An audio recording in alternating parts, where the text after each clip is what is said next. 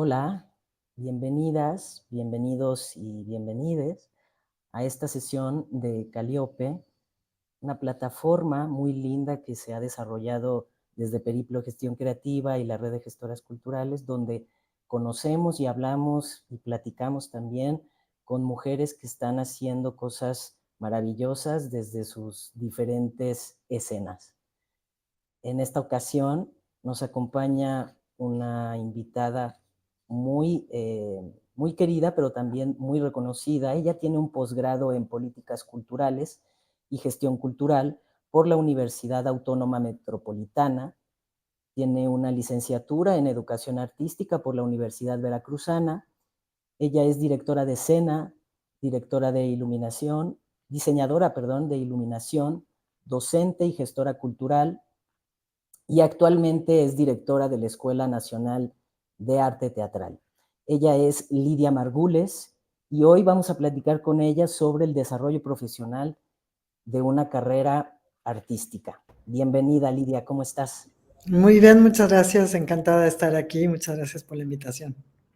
Gracias a ti por este espacio, por este tiempito para conocerte un poco más y también para hablar sobre esos desafíos, esos retos que implica tener una carrera o llegar hasta cierto punto eh, siendo artista o creadora. ¿Desde dónde te conectas, querida Lidia? Desde la escuela, estoy en la escuela en este momento, esta es mi oficina. Buenísimo, buenísimo. Para quien no conoce y nunca ha ido a la Escuela Nacional de Arte Teatral, esa es la oficina de la La directora. oficina de la directora, exactamente. Bueno, para gatillar esta entrañable y cariñosa charla y entrevista, me gustaría empezar con una pregunta por si hay personas que no te conozcan o no sepan del todo por qué Lidia Margules llegó hasta donde ahora se encuentra. Me gustaría iniciar esta sesión preguntándote qué te motivó a seguir una carrera en las artes escénicas y cómo fue o ha sido tu proceso formativo inicial. Eh, o sea, estamos directamente en la ontología. Bueno, sí, yo en realidad, bueno, hay un tema familiar.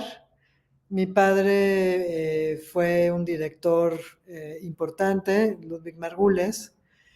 El teatro estuvo presente en mi vida desde siempre, desde que tengo uso de memoria, pero tardé en llegar ahí. Es decir, eh, en un principio me inclinaba más hacia mi lado materno, hacia el asunto científico. Mi madre era científica, doctora en química. Y en un punto dado, hacia el final de la adolescencia, diría yo, me encontré con el teatro desde un lugar como mucho más, eh, eh, no sé si decir próximo. Es muy sencilla, es una anécdota muy sencilla. Yo nunca había visto una obra de mi padre, porque pues, el teatro que hacía él era un poco ríspido, digamos, para una niña o para una joven, para una persona demasiado joven. Entonces, realmente cuando veo la primera obra tengo 15 o 16 años. Es una obra que fue pues de las obras importantes, que fue de la vida de las marionetas. Y la serie de sensaciones, emociones, cosas que sentí me, me, me movieron hasta el punto de que dije, si esto me mueve hasta este punto es porque esto es lo que tengo que hacer, ¿no? Internamente. Si tengo una revolución tal, cuando estoy viendo estas cosas, una revolución interna tal, cuando estoy viendo esta obra, la respuesta es que lo que tengo que hacer es hacer teatro, ¿no? Pero me tardé incluso en llegar. Es decir, tomo esa decisión, lo que tengo que hacer es hacer teatro, que en aquel momento lo que lo que tenía yo en el panorama, en el radar, era ser actriz, ¿no? Ok. Pero no fui una muy buena estudiante en la escuela y entonces me tardé en terminar la prepa. Y en ese trayecto de tardarme en terminar la prepa, me fui a muchos extraordinarios, en fin, de verdad me tardé. Me dije, voy a estudiar danza como una especie de preparación para llegar al teatro y me quedé en la danza. Buenísimo. ¿No? Me encantó, me fascinó, me enamoró y entonces durante mis primeros años de adultez me sumergí en el mundo de la danza. Entonces bailé y ahí curiosamente coincide con que también entré al mundo de la iluminación al mismo tiempo, es decir, entré a estudiar danza a la escuela que en aquel momento me pareció la más apropiada, que es una escuela que entonces se llamaba Gitanjáfora, actualmente se llama Danzáfora, sigue existiendo, es la escuela de Fray de la Sevilla. Y ahí me encontré con gente que me transformó la existencia, especialmente Rosario Armenta, que es una persona con la que sigo colaborando al paso de los muchos, muchos años que llevamos de conocernos y de encontrarnos. Y es a través de Rosario que realmente empieza como una especie de revolución interna. Ella me acerca al trabajo de la que entonces se llamaba una de las compañías independientes más importantes de aquellos años, estoy hablando de finales de los 80s, que se llamaba Teatro del Cuerpo, así se llamaba la compañía. Entonces me invita a ser la encargada técnica de la compañía Teatro del Cuerpo. Y ahí es donde entro al universo de la iluminación, ¿no? Al mismo tiempo. Claro. Ok. Entonces, bueno, finalmente termino la prepa, pero sigo bailando, sigo estudiando ahí, sigo apoyando a Teatro del Cuerpo, bla. Incluso me fui de gira con ellas, fuimos a Brasilia a un festival que existía entonces, que se llamaba Festival Iberoamericano de Arte y Cultura. En fin, o sea, ahí empieza como mi ingreso al mundo laboral en las artes escénicas, diría yo. Y estando en ese proceso, justo en ese festival de artes escénicas, de repente descubro que, o sea, como que recuerdo o vuelvo al punto de partida, que era el teatro, y me doy cuenta que tengo que ir al teatro, que tengo que regresar a ese punto de partida y pues regresar al teatro, ¿no? O irme hacia el teatro, Retomarlo. o Ok. retomar la idea del teatro. Y entonces fue difícil, digamos, no fue inmediato. Eh, para ese momento la posibilidad, por ejemplo, de hacer el examen del CUT no estaba en el panorama. No me acuerdo si por una cuestión de tiempos o qué.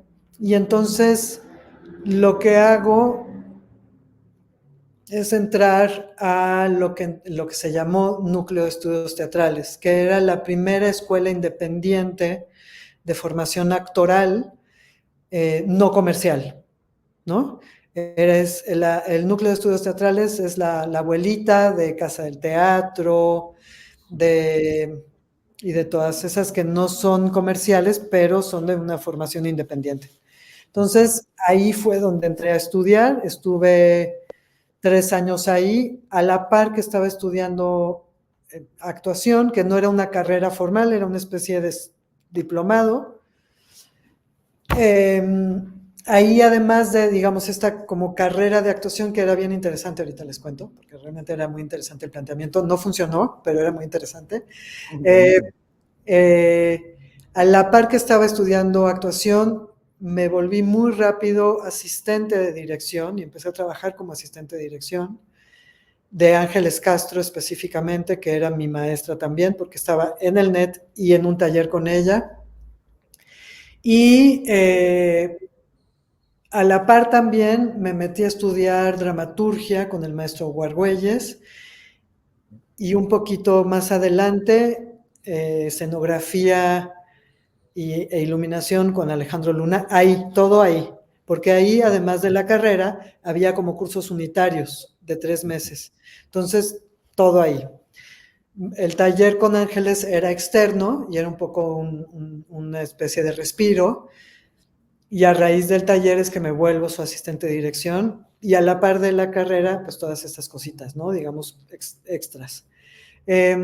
Lo que era interesante era una propuesta interesante que, insisto, no funcionó, que era que no había propiamente un plan de estudios, un programa académico, sino que era en principio 2 años de estudios, era trimestral, y al final se proponía que hicieras una puesta en escena de término, ¿no? Que podía durar el proceso 6 meses, en fin. Entonces al final eran como 2 años y medio. Pero lo que sucede, la propuesta era acorde con los tiempos, por supuesto, y entonces era el maestro de actuación, era un único maestro de actuación que era como el tutor de un grupo, y ese maestro de actuación iba definiendo y decidiendo qué clases extras se tomaban, con qué maestros, si eran clases de danza, si eran clases de danza de salón, si eran clases de voz, en fin. Digamos que quien conformaba los estudios, aparte de actuación, era el tutor del grupo, y pues ahí era donde se alimentaba la actuación de distintas cosas. Y ese mismo tutor invitaba a maestros específicamente que tuvieran relación, supongo, con su lógica, ¿no? Y eso no funcionó porque, pues, es una lógica, digamos, que cierra, pienso yo, las perspectivas en lugar de abrirlas, ¿no? Un solo maestro de actuación a lo largo de 2 años y medio me parece que, Claro, pues, que tiende a cerrar perspectivas más que abrirlas, ¿no? sí. Porque finalmente él decidía todo, además. Entonces, pues eso, pues no, ¿no? Hay como una cosa ahí Sí, la mirada de se quedaba por 2 años y como estancada, ¿no? Por sí, decir algo, ¿no? sí, Igual la palabra no es estancado, pero detenida, ¿no? exacto. Sí, detenida, encerrada en una sola visión, que para ellos tenía sentido, o sea, para los maestros que entonces estaban ahí, que fundaron, los fundadores del NET fueron Luis de Tavira, Héctor Mendoza y Julio Castillo. El espacio era de Julio Castillo. Eh, al morir, Julio Castillo muere muy pronto, es decir, arranca la escuela y él muere a los meses, y la que se queda a cargo es la que fue su viuda, que es Blanca Peña, y es quien lleva a la escuela. Es una escuela que dura más o menos 10 años, y en esos 10 años realmente terminamos unas 3 o 4 generaciones. De llegar a término, pues de llegar a la puesta en escena final, etcétera, etcétera, ¿no? Pero de esa escuela nace gente como Dobrina Kristeva, Úrsula Pruneda, compañeras y compañeros míos, una actriz que más bien hace tele, que es Claudine Sosa, Inés Somellera, Mónica Dion, eran compañeras mías, Marta Claudia Moreno, Enrique Arriola, es decir, hay gente que sigue adelante y que sí está, digamos, en la praxis teatral que nace de esa escuela, ¿no? Del Y ahí semillero empieza. ahí. ¿Cómo? Un semillero tal cual Como un de gente semillero. que todavía el día de hoy, pues, la reconocemos, ¿no? Los Sí, reconocemos como agentes importantes en el teatro. exacto, exacto. Entonces, bueno, pues así fue.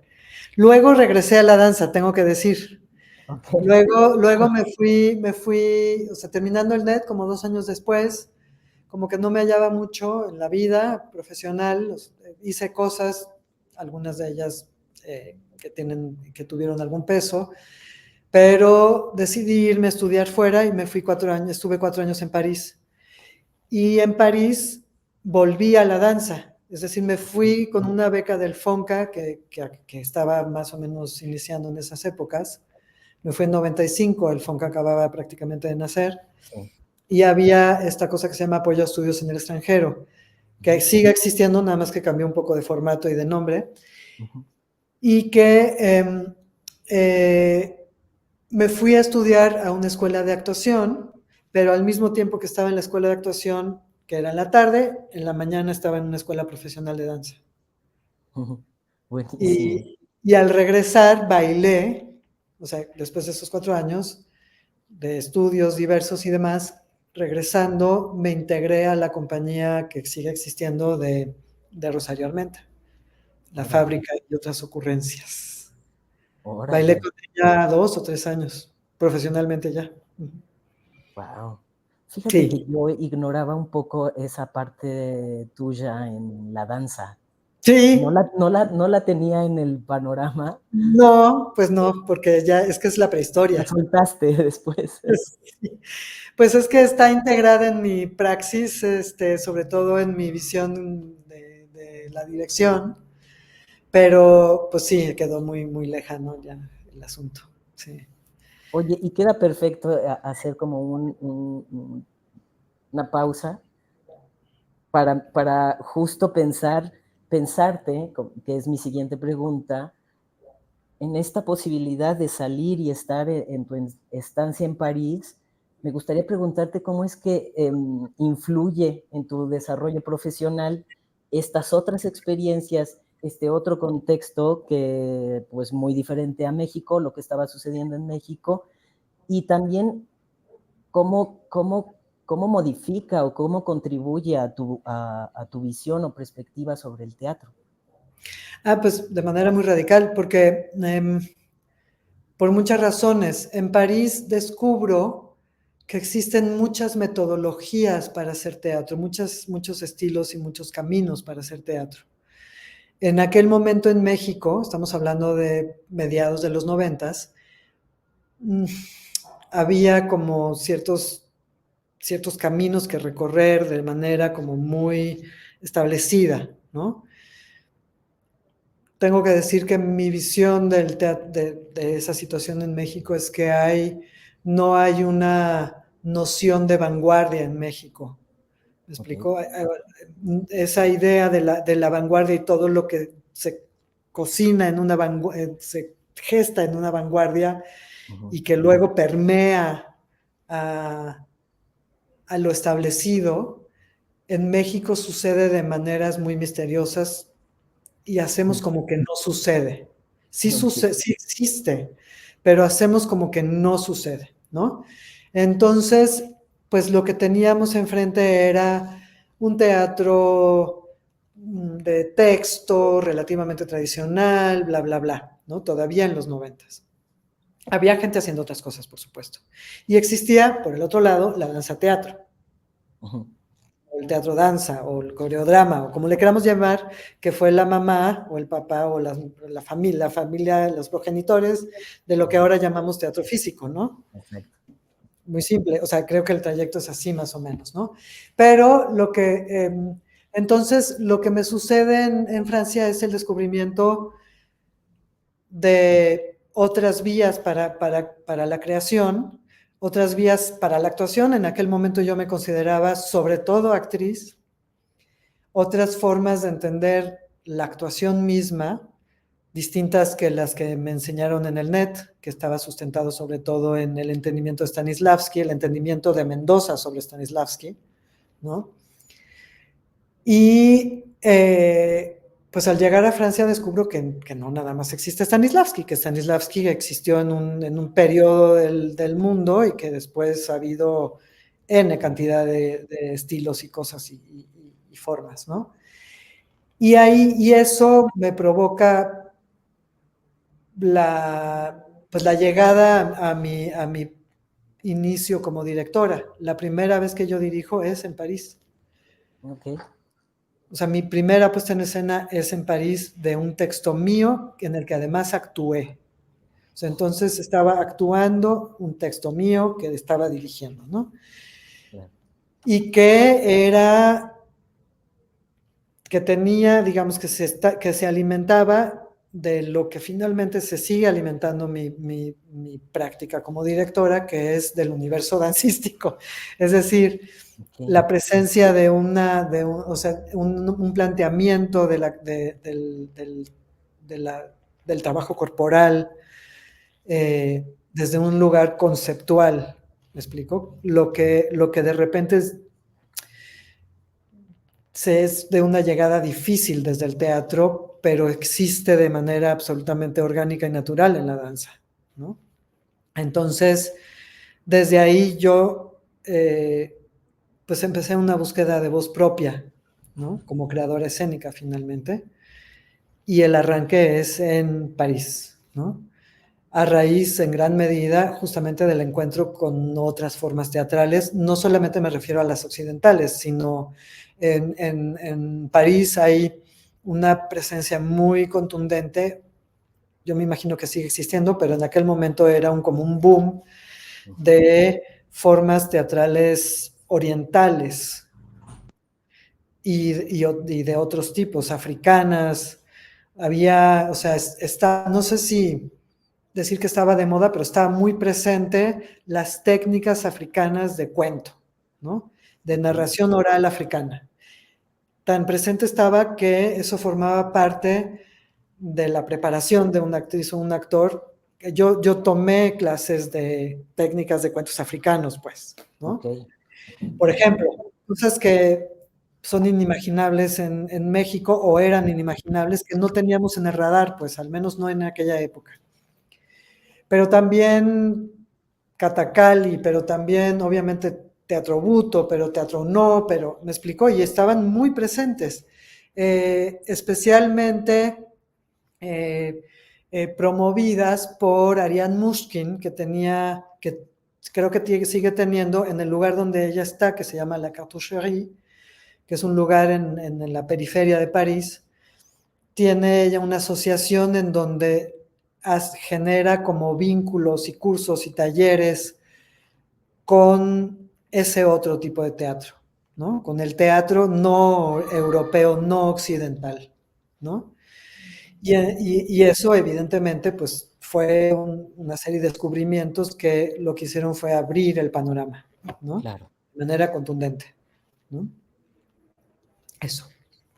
buenísimo. Oye, ¿y cómo es que das tu salto hacia hacia el diseño de iluminación? ¿Cómo llegas a ese punto? Al principio, cuando trabajaba con Teatro del Cuerpo, que me encargué de la parte técnica de las funciones, o sea, yo me llevaba las funciones de ese periodo de las obras de Teatro del Cuerpo.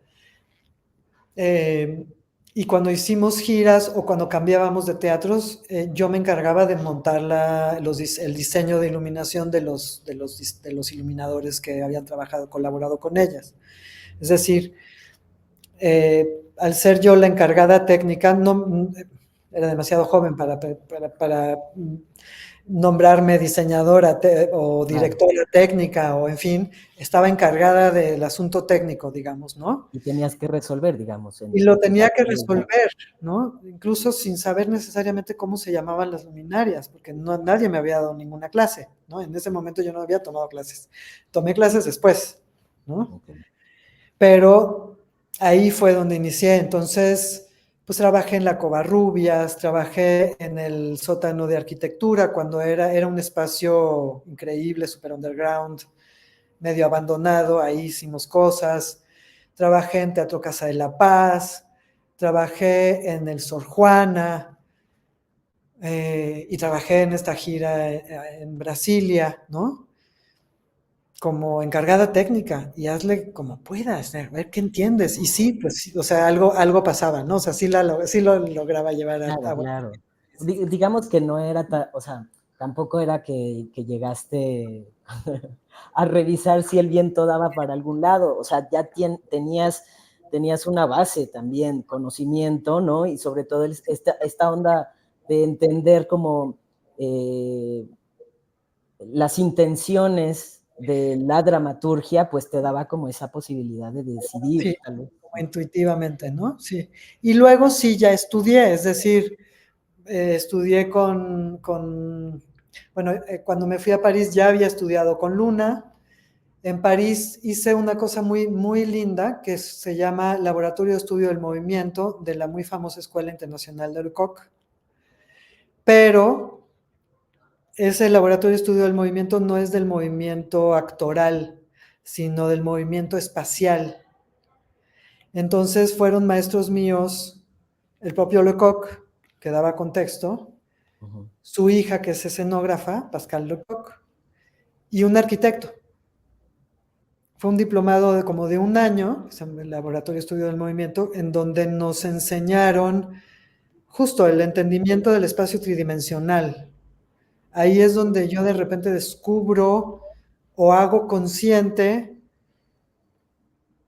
a qué se refiere el espacio tridimensional y qué es lo que sucede ahí, ¿no? Desde el ojo de quien diseña, pues, ¿no? ok, O quien dirige, no quien actúa, porque no claro. era un asunto, insisto, interpretativo, sino era un asunto de entendimiento en términos de la creación del espacio, ¿no?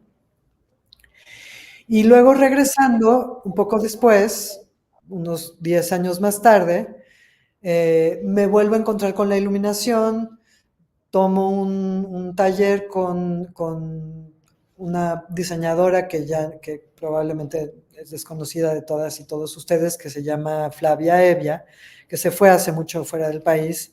Es compañera mía de generación del NET, justamente.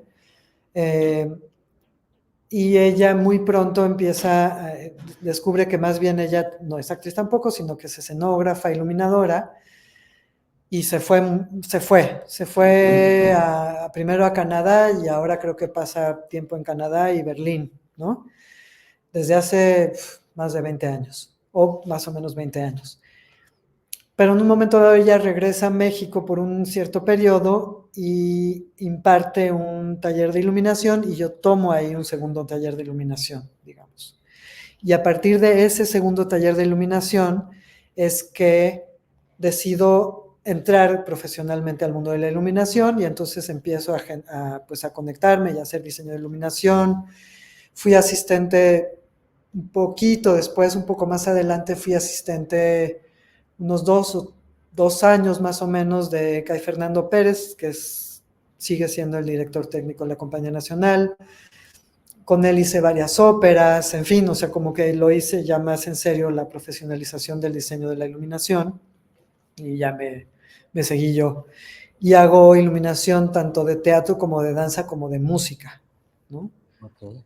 De música, digamos, académica y no académica. Justo, por ejemplo, con él además de ópera por un lado, también hicimos juntos conciertos de Nortec, ¿no? Ah, qué Hicimos bien. un concierto masivo de Nortec en la Plaza Santo Domingo, por ejemplo, Ok. ¿no? O sea, no mucho, o sea, tampoco es que me haya mucho ido por ese lado, fue un poco incidental, pero pues es parte de la nutrición del asunto. Sin duda, sin duda. Oye, Lidia, y pensando bueno, yo tengo un contexto que tal vez quienes nos están siguiendo en esta entrevista no lo tienen, pero tú has dirigido más de 30 piezas teatrales. Y pensando en eso, formulé la siguiente pregunta. ¿Cuál ha sido tu enfoque principal al dirigir y cómo ha evolucionado a lo largo de los años? Sé que es una pregunta como muy, pero, pero yo sé que tú nos puedes compartir. Sí, es interesante. Pues justamente pienso que yo plantearía que el punto de partida es un asunto conceptual. Eh, Generalmente mis puestas en escena son creaciones. Es raro que dirija textos ya existentes. Ok, En ese sentido, he trabajado mucho, mucho, mucho, mucho con Verónica Musalem. He dirigido muchos textos suyos. Y pasa una cosa interesante, que es que eh, los desarmo con su aprobación, ¿eh? Con su aprobación claro, y autorización. claro, si Los, no hubieras trabajado solo una vez, ¿no? los desarticulo, los desarmo y reorganizo en función de un planteamiento conceptual que en mi visión fortalece los planteamientos que están en el texto. No sé si me explico.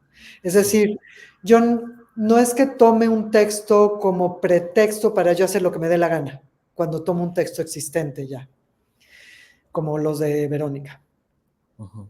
o como el último que dirigí, Las Criadas, sino que busco cuál sería la esencia sustancial del texto y reorganizo el texto o replanteo el texto en función de eso que considero su esencia sustancial para generar un concepto que le dé vida, fuerza y contundencia al texto. No sé si me explico. Sí, claro. Eso es con los textos ya existentes. Entonces, reorganizo el texto, los textos de Verónica pierden la linealidad que pudieron haber tenido, Claro. se convierten en asuntos más bien cíclicos, ¿no? Y otra cosa que también pongo en escena, en mis inicios escribía bastante y entonces puse mis propios textos en escena. Bueno, bastante es mucho decir. Mis inicios están depositados en 3 textos específicamente que dirigí, que son La celebración de la imposibilidad, textos míos, La Ujú. celebración de la imposibilidad, ese fue, no, el primero, el que dirigí en París, es Primer estudio para la espera. Ok. De ahí La celebración de la imposibilidad fue el segundo. Para este segundo tuve una beca de FONCA, de jóvenes creadores. Ujú. Y un tercer texto mío todavía que se llama La última persona. De ahí sucede un periodo como de trabajo con Verónica y o generación de otro tipo de planteamientos. Por ejemplo, también dirigí en un punto un texto de Silvia Peláez que se llama Los cerdos, con producción de, de Limba. Dirigí un texto dentro de un festival que tiene o tenía, no sé si siga teniendo, yo me imagino que sí, la coordinación que se llama Theaterwelt. En fin, ¿no? Digamos, esas cositas. Eh, y luego, entre medio, planteamientos míos en términos textuales, ¿no? Eh, Hice, por ejemplo, con un texto de Verónica, hice un experimento muy interesante que fue, eh, es un proyecto que es como de largo aliento, apenas tuve 2 emisiones de este proyecto que va a tener muchas emisiones más a lo largo de la vida, que se llama Estación en Movimiento, que es un proyecto ante todo sobre migración, en tanto que al mismo tiempo una búsqueda de raíces propias. Yo soy hija de personas que migraron primero a otros lugares y luego a México, aquí se encontraron, etcétera, ¿no? Y es una condición humana, ¿no? Entonces, eh, este proyecto, Estación en Movimiento, nace de esta idea de la migración. Con Verónica trabajamos un texto, digamos, en colaboración, estuvimos tallereando un texto que se llamó Los perdidos de la isla de San Luis, y ese texto lo generé, digamos, la puesta en escena de ese texto fue creada en migración, ¿no? En tanto que el concepto sustantivo es la migración, entonces decidí que tenía que ser un proyecto nómada. Y entonces tuvimos una lectura dramatizada aquí, en un lugar que se llamaba Lab 13, que desapareció, de Alfonso Cárcamo y, y Aaron Finch. Luego de aquí me fui con el proyecto a Madrid. En Madrid estuve en 2 espacios distintos, en la gestación, estoy hablando de la gestación del proyecto. Y todo el asunto era que todo era de migración con migración, personas que migraron, sobre la migración, etcétera, ¿no? Entonces, cuando me voy con el proyecto a Madrid, en Madrid me encuentro con 3 actores que eran mexicanos que se fueron a vivir a Madrid, París y Berlín. ¿no? Y en cada ciudad en donde estuvimos gestando el proyecto, nosotros 4, que éramos quienes viajábamos, nos encontrábamos con personas de la ciudad en cuestión que hubieran también viajado o que fueran migrantes, ¿no?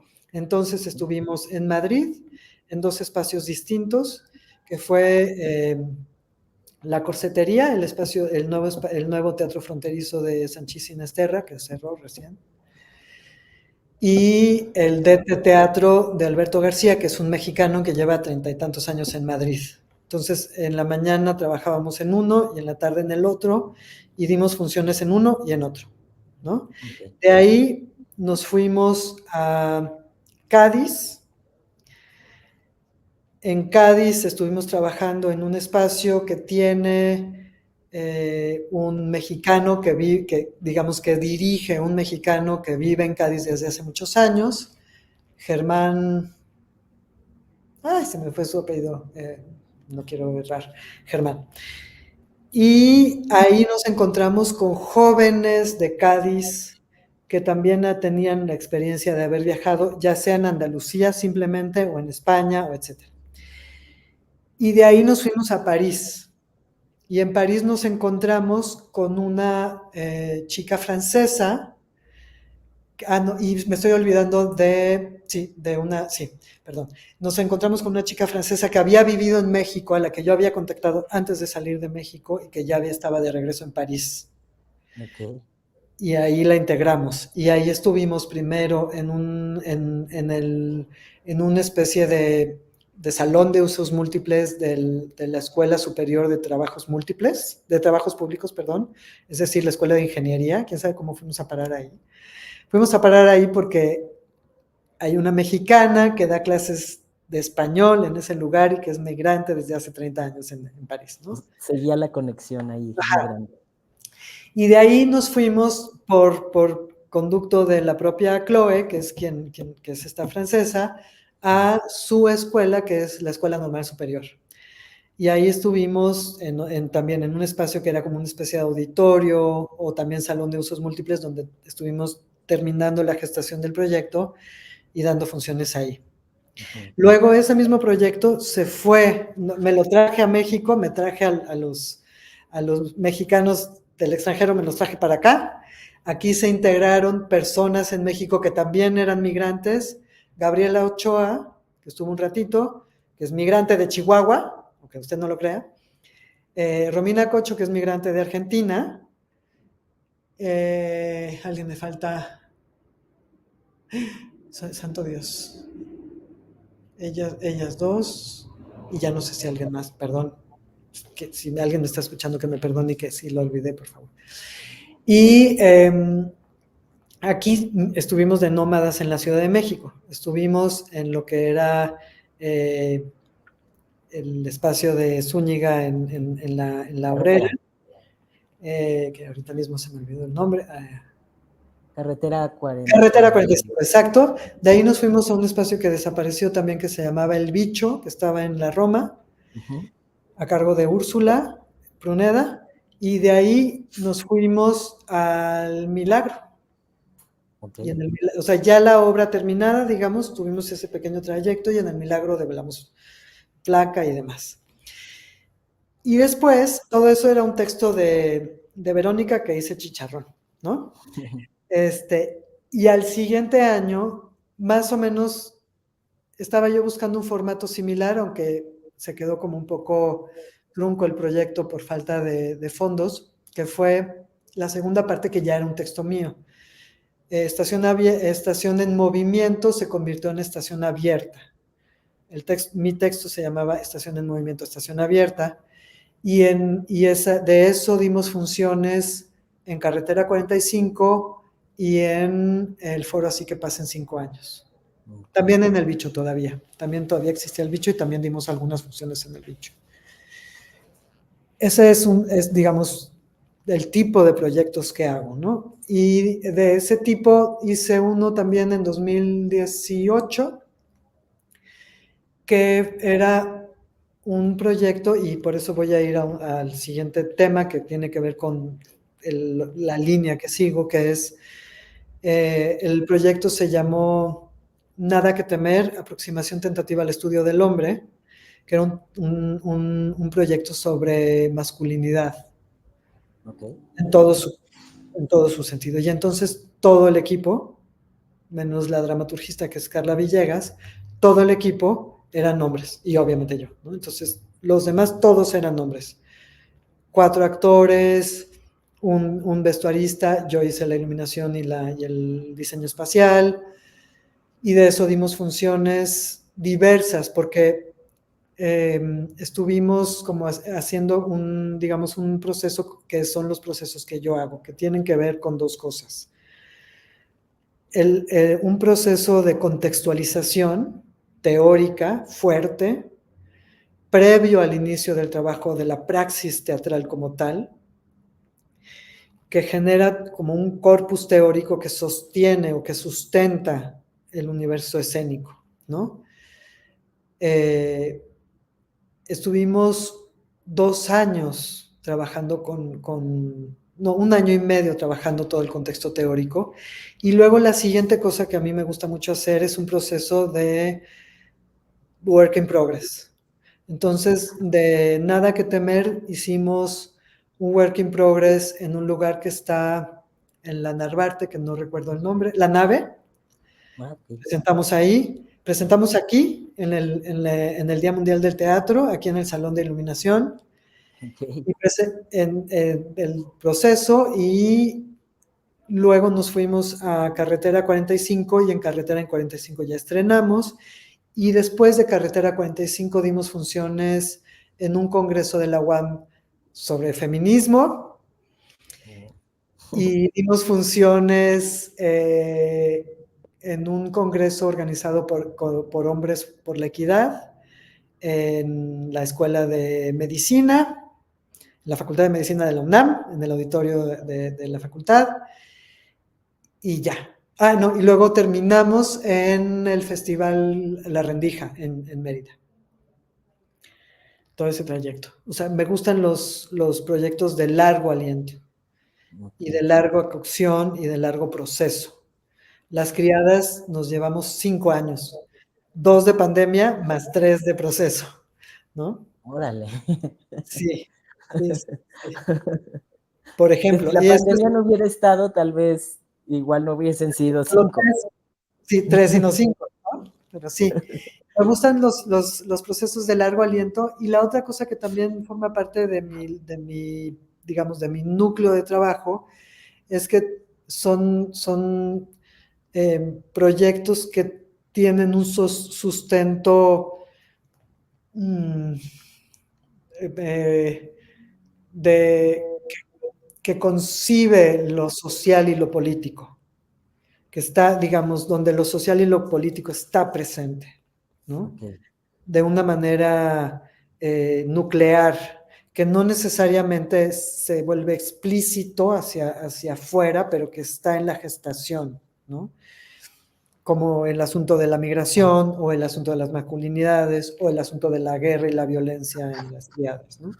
Que fue este último que no tuvimos, bueno, yo no tuve la Lo siento. posibilidad de, no te preocupes, pero qué bueno que tuviste teatro lleno. Y es Sí, decir, o sea, todo tiene que ver con también con lo contemporáneo, lo que está sucediendo, y es eh, como, como esa provocación para que Lidia, junto con otras cosas tuyas, de tu propia experimentación o sí, necesidad y anhelos, pues ahí es como tu caldero para transitar y llegar a esos conceptos que quieres compartir. exacto, exacto, exacto. Esa es la idea. Oye, y bueno, cambiando un poquito de tema, tienes desde el 2000, creo, desde el 2001, eh, has sido docente en diversas instituciones. ¿Cómo equilibras pues, ser maestra, docente, funcionaria y tu lado creador o de ser artista? ¿Cómo le haces? Siento que hay una cuestión de integración, ¿no? No lo veo como cuestiones distintas o Como fragmentadas. separadas.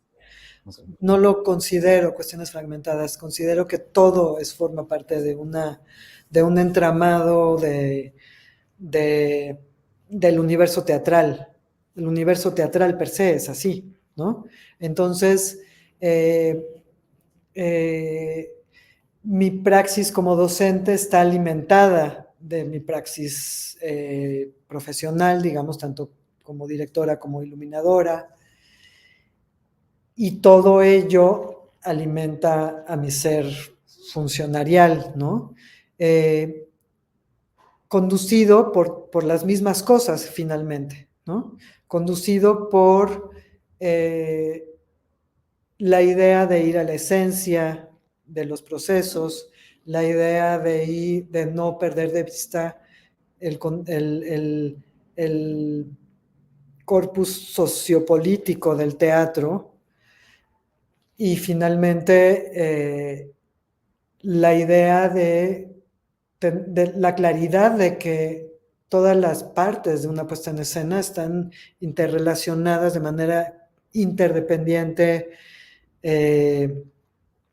indivisible, y unas alimentan a las otras en un trayecto de puesta en escena. Entonces, esa misma, digamos, entendimiento de integración está en todas las partes que conforman mi trayecto profesional, digamos. Así lo entendería.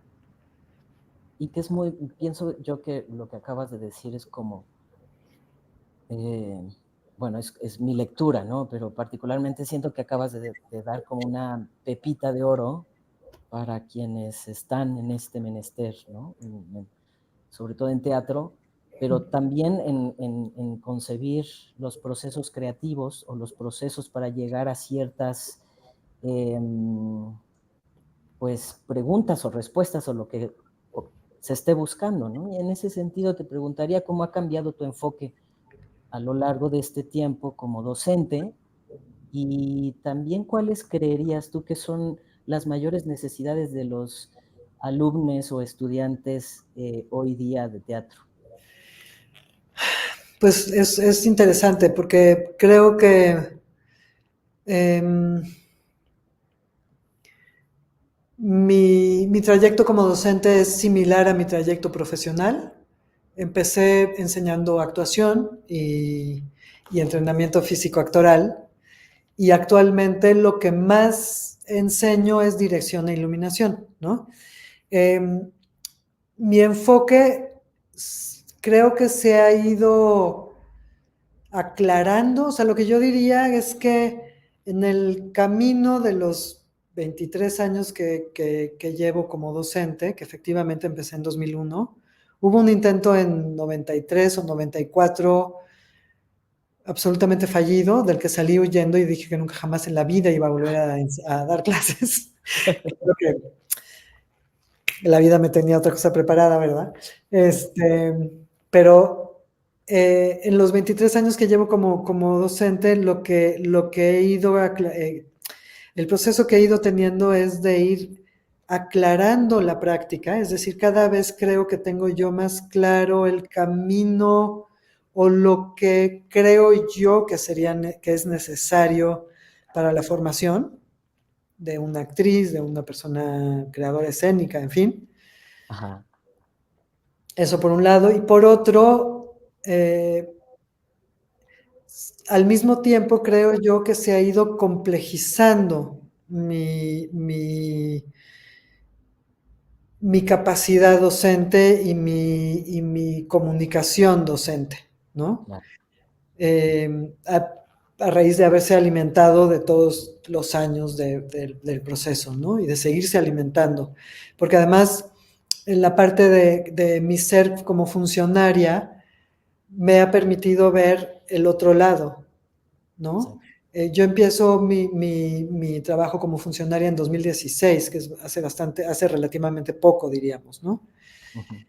O sea, ya llevaba un trayecto bastante fuerte como artista escénica o como creadora escénica cuando llego al asunto funcionarial, y ese otro lado lo que ha hecho es generar una retroalimentación constante hacia el lado de la creación.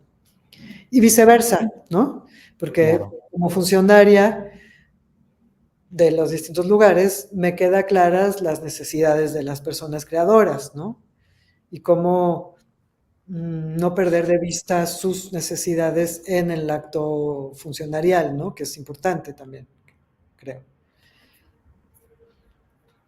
Bien, sí, justo era mi siguiente pregunta a formularte y gracias por contestarla, porque me parece que eso sin duda te nutre muchísimo para este feedback, ¿no? Para esta retroalimentación de la que tú hablas, porque evidentemente, eh, si bien creo que hay muchas necesidades, mientras más se está cerca de algunas, creo que la incidencia o la posibilidad de tender puentes eh, no quiere decir que sea ya un logro o que ya va a quedar, pero sí hay esta sensibilidad como para tejer puentes, ¿no? En ese Claro. sentido.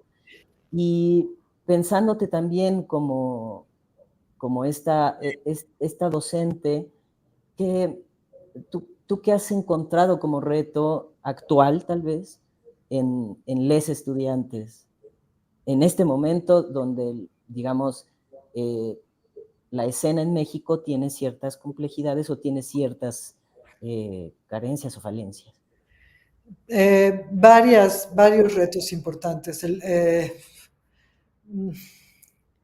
La pandemia generó estragos muy serios en las personas jóvenes, en las personas que inician su vida adulta, ¿no?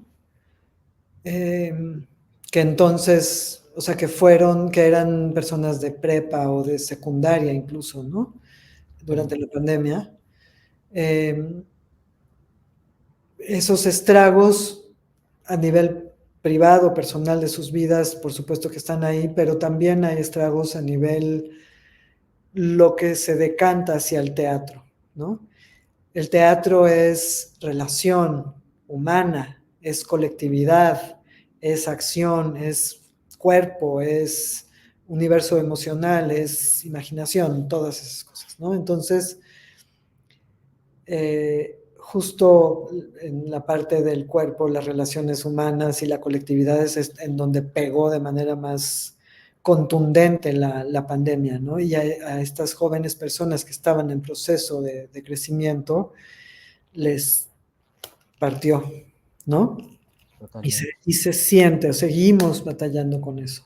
La generación que está entrando ahora, o sea, acabamos de terminar hoy nuestro proceso de admisión y lo seguimos viendo los estragos de la pandemia, ¿no? Ok. Esa es una. La otra, por supuesto, los dispositivos y las redes, ¿no? La, no en todas y todos, pero hay una carencia, hay carencias, se han ido generando carencias. Okay. La relación mente, idea, mano, escritura análoga, pues escritura física, Sí, en papel. en papel, genera ciertas conexiones que se están perdiendo. Es una realidad, ¿no? Eso está sucediendo. Y se nota en las cosas más elementales, como la redacción de un texto, ¿no? Okay. Los textos que uno no pensaría que en una escuela de teatro se importara, sí se importa, claro que importa, porque Claro. tu capacidad de generar ideas complejas en un texto escrito se traduce en tu capacidad de, de creación de un personaje Exacto. o de creación de un diseño escenográfico, ¿me explico? Que tiene que ser igualmente complejo y completo. Lo que sucede, por ejemplo, que hemos estado discutiendo mucho últimamente esto, aquí en la escuela, es que las ideas están fragmentadas. Ya. Como lo están en un chat, ¿no? Nada más Exacto. escribes lo esencial, taca, taca, taca, taca, ¿no? Y entonces eso lo que ha ido generando es que o sea, tienen que volver a hacer el ejercicio de generar ideas complejas, largas, que vayan más allá de frases cortas, pegadas, ¿Sí me explicó? Sino que hay una Sí, hilación entre las ideas, que puede estar aquí, pero que en el momento de bajarlo a algo concreto, como puede ser un diseño escenográfico, un texto o la construcción de un personaje, aparecen fragmentadas, por les ejemplo. hace falta como estos nodos vinculantes, estos nodos que detonan ciertas Exacto, posibilidades, ¿no? exacto, exacto. Ese es el asunto. Eh, y eso por un lado, y por otro, por supuesto, está presente el tema de las violencias. En la ENAT estamos haciendo toda una serie de políticas y de estrategias y de acciones para la cultura de paz y para espacios libres de violencia y para la formación en bienestar, pero es difícil porque tenemos que pelearnos con muchas cosas, entre ellas la educación, tanto de las personas como la nuestra, ¿no? Eh, la formación en sí, cómo está concebida la formación en los planes de estudio. Estamos en una revisión de planes de estudio exhaustiva, porque ahí hay digamos, una raíz del problema, ¿no? La manera como están planteados los planes de estudio establece ciertas verticalidades y cierta idea de que las personas estudiantes, o sea, digamos, de verticalidad y de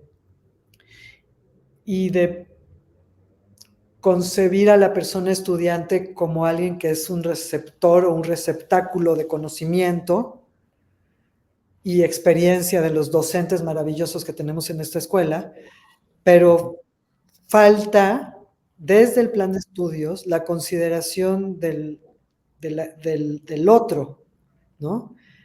La observación de las necesidades de la otredad, ¿no? Claro. Y de ahí un cambio de paradigma hacia algo que tiende a la horizontalidad, que tiende a, pues más, en todo caso, un intercambio de saberes que una verticalidad de imposición, ¿no?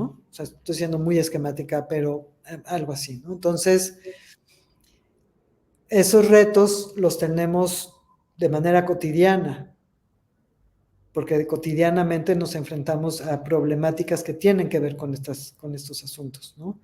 Tanto la educación como la falta de capacidades relacionales, como la falta de, como el asunto de la verticalidad que todavía permea por ahí, ¿no? Claro. Y que los estudiantes, pues, están inmersos en eso, igual todos estamos todavía inmersos en eso, estamos trabajando para que eso se vaya disolviendo, quitando, cambiando, etcétera, pero pues es un trabajo cotidiano. Y a mí me parece que es buenísimo enterarnos, ¿no? Que eso está sucediendo en la ENAT. O sea, Sí, yo creo que no solo, o sea, sospecho que no solo en la ENAT, es decir, es una problemática común a todas las escuelas, y cada escuela tiene su manera de enfrentar y de resolver estratégicamente este tipo de situaciones, ¿no? Nosotros seguro. tenemos una tarea muy en especial porque la escuela pasó por una crisis, ¿no? Ujú. Y esa crisis, pues, ahí vamos, estamos Ha dejando sido ruda, un sí, proceso que va a ser largo, pero ahí vamos, ¿sí? sin Sí. duda. Pero lo que creo que está, o sea, bueno, cuando decía que está bueno enterarse que en la ENAD está pasando, también tiene que ver porque tiene un perfil como el tuyo, que posibilita, que creo que en, para quienes nos escuchen y nos acompañen en esta transmisión, pues de todo lo que nos has platicado, seguro entienden que tu visión es más como eso, seguir buscando las posibilidades y si no las hay, inventárselas para lograr, para Sí, abarcar, para seguir como encontrando algo. Y eso creo que es muy valioso.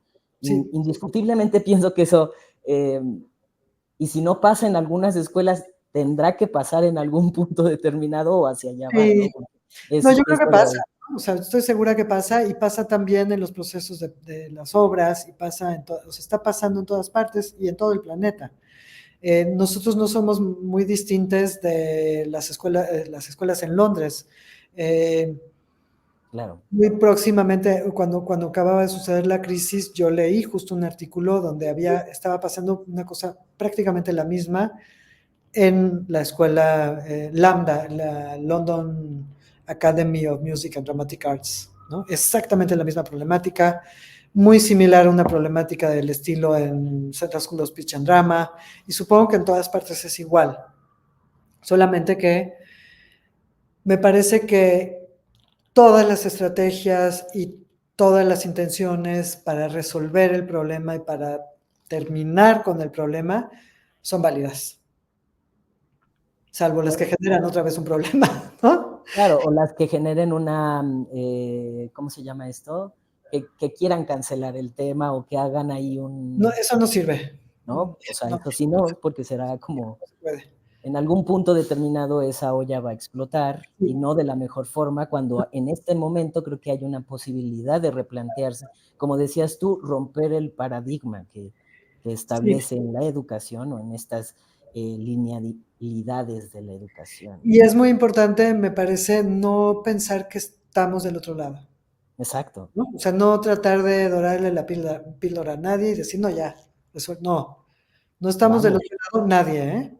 O sea, exacto, en la praxis docente, yo creo, o sea, mi postura y me incluyo en ello, como directora de la escuela y como maestra, hay que estar revisando todo el tiempo, porque en vamos, cualquier descuido aparece, exacto. porque está en nuestro ADN.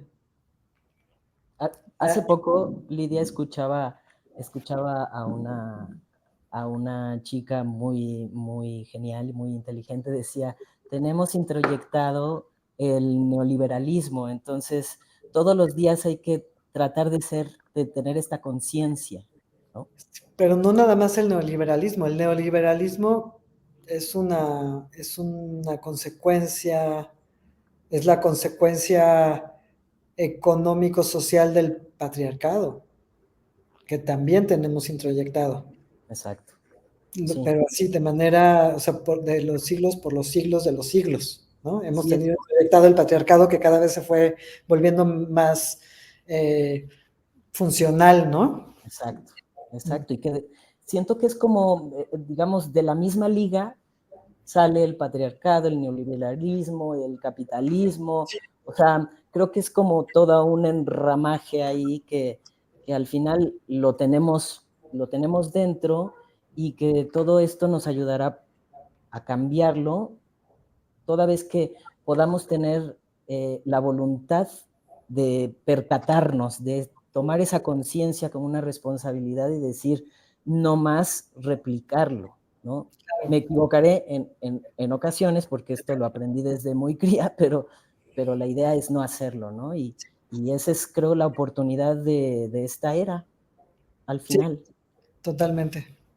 Sí. Y Lidia, ya casi para terminar, no te preguntaría cuál ha sido el reto más grande de ser la directora del ENAT, más bien te preguntaría qué es lo que más has disfrutado de ser la directora del ENAT. Ah, eso lo tengo muy fácil. Lo que más disfruto y sigo disfrutando y me encanta es reunirme con la gente, para las cosas que sean, para una reunión de producción, para mis reuniones, en mis reuniones eh, semanales con mi equipo de jefes de área, para las reuniones académicas, para todo eso, cada reunión que me solicita todas las personas que forman parte de la comunidad, es lo que más disfruto. El Buenísimo, diálogo con las personas, hablar de teatro y de las problemáticas, resolverlas cuando logramos resolver las problemáticas de la mejor manera, obviamente es una gloria nacional, pero sobre todo reunirme y hablar y entrar en contacto con las personas es lo que más me gusta. buenísimo. Sí, Tengo dos preguntas más, sí. ya para terminar, Lidia, y dejarte libre. ¿Cómo ves el futuro de la producción escénica en México y ya siendo muy ambiciosos, Latinoamérica? Ay, Dios, híjole. Peligroso, diría, la palabra que utilizaría es peligroso.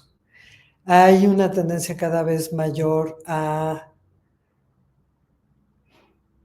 ser permisivos con borrar las líneas que dividen las formas. Por ejemplo, lo comercial de lo no comercial. Yo diría, o sea, lo comercial de lo artístico, porque para mí hay esa diferencia.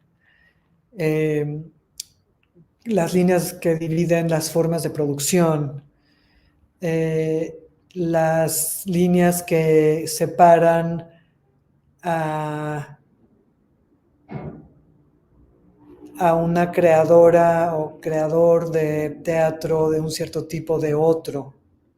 Para mí son importantes. Soy un poco, en ese sentido, soy un poco tradicionalista, tal vez, no sé si sería la palabra, o ortodoxa sería tal vez otra palabra. Para mí sí es importante que existan las diferencias, porque las diferencias permiten la diversidad. ¿Me explico? Claro. Sin diversidad, todo se estandariza Exacto. y entonces estamos en el hoyo. Y entonces las tendencias, las de forma de producción, esto creo que es un asunto que tiene que ver con las formas de producción.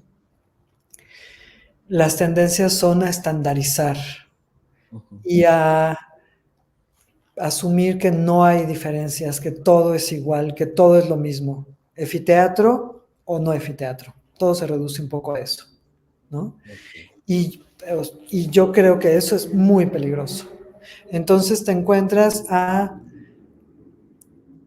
un director que bien puede dirigir una comedia musical en el Insurgentes que una puesta en escena en el CCB. Claro. Y no parece haber diferencia. Si esas personas hicieran la diferencia en sus formas creativas, en sus estilos creativos, ok, va, que lo haga. Claro. O sea, yo no necesita nadie mi permiso, evidentemente, pero Claro, sería no vería un válido. problema, ¿no? No vería un problema. Pero justo eso es lo que se está perdiendo, ¿no? No es lo mismo, y lo voy a decir con todas sus letras, una obra producida por Teatro UNAM que una obra producida por Efiteatro. No puede ser lo mismo. Claro. Yo creo que no puede ser lo mismo. Las intenciones son distintas. ¿Me explico? Sí. La razón por la que hago una no puede ser lo mismo que la razón por la que hago la otra, ¿no? Y entonces ahí veo un peligro, porque en esa línea borrada de diferencias, y evidentemente lo voy a decir, aunque creo que no sería necesario, pero lo voy a decir, ninguna es mejor que otra, ¿no? No es mejor ninguna que otra. Pero al borrar las líneas que dividen, que diferencian unos ejercicios creativos de otros, lo que sucede es una estandarización. Y esa estandarización, pues no quiero ponerme dramática, pero para mí es como la muerte, ¿no? La muerte del universo creativo. Donde se pierde la diversidad, se pierde la creación y pues ¿para qué seguimos haciendo teatro? Casi, casi diría yo, ¿no? Claro. Lo mismo hacer una cosa que otra, lo mismo hacer una serie que una peli, lo mismo hacer una peli que que una obra de teatro, ¿no? Si todo es igual, entonces No pues hay todo un sentido ahí, ¿no? No no habría tiene, un sentido no, pues, no. O sea, si que lo vamos a, arropara. no, o sea, yo considero que tiene que haber diferencias porque esas diferencias generan diversidad. Es como Netflix, ¿no? Netflix empezó interesante, empezó siendo una plataforma interesante, con propuestas interesantes, y ahora todo es igual.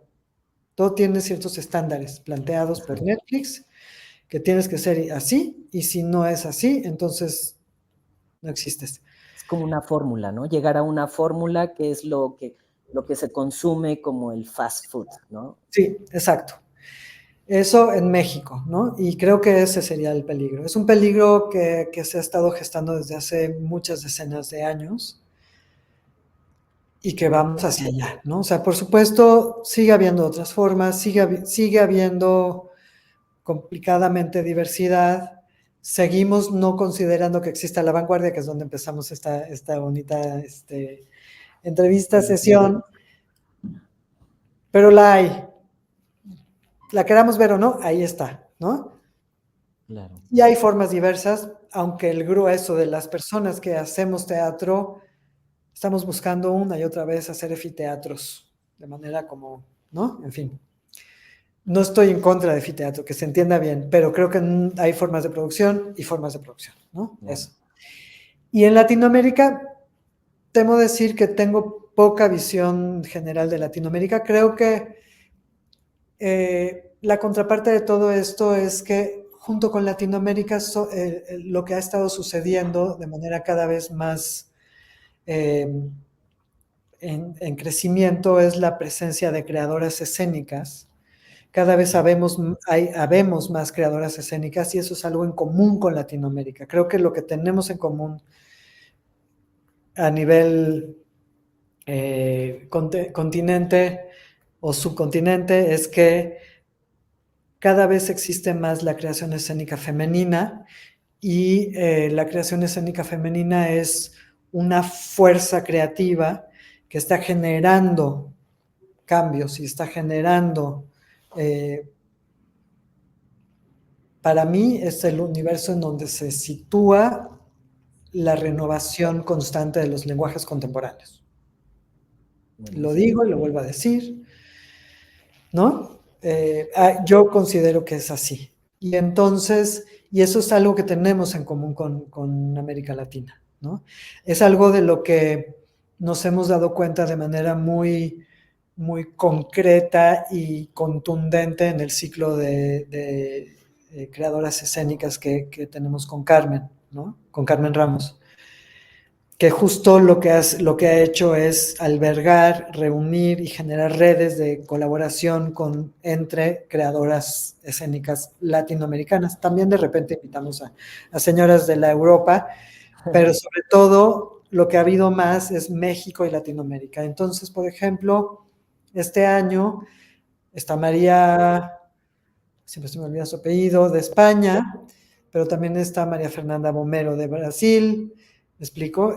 Y hemos trabajado eh, con otras creadoras, por ejemplo, Jenny Cuervo de Colombia, está invitada Vivi Telas de Argentina, es decir, hemos trabajado con diversas mujeres creadoras de Latinoamérica y la sensación es esa, que hay una fuerza ahí, ¿no? Que hay una fuerza. Ahora dudé si Jenny Cuervo es de Colombia. Si no lo es, que me perdone. Y si escucha esto, doble perdón. Pero estamos ahí, digamos. Creo que de lo que yo conozco de Latinoamérica es eso, es la presencia de ellas.